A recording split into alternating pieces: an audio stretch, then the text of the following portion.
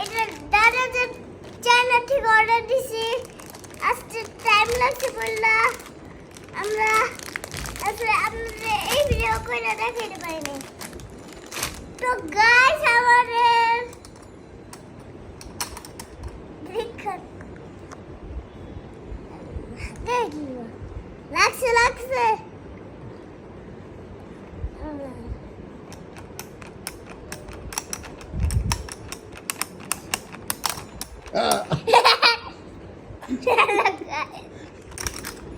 Ay. Ahí está.